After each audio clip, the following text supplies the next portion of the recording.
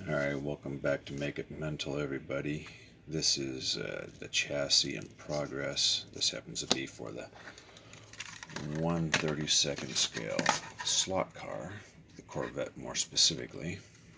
And despite wanting to keep the front body mounts here and here because of steering articulation, I've had to cut them off.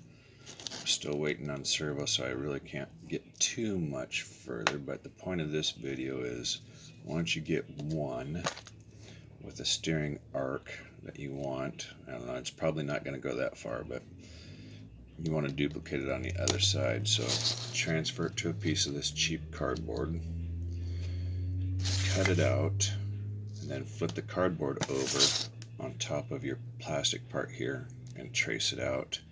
Then you can cut out the remaining plastic on the opposite side and theoretically have a mirror image, or at least something very close. And so here's a little look. It's not quite finished because I don't have a servo option yet, but there's that. And there's that. Not too bad, functional.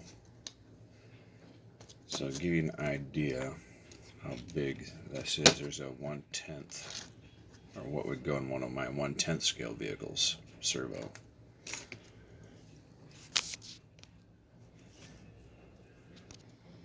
Here is a 9-gram servo. It's still too big, but let's see if we can brighten this up a little bit. See this little seam down here on the bottom side? I might be able to remove this lower half of the case. That's about 5 millimeters from that point to that point. And that might give me enough room to move this back some if I had to go that route, but I'm still waiting on my other servos to come in. Who knows when they're coming, but this is still an option, just not yet.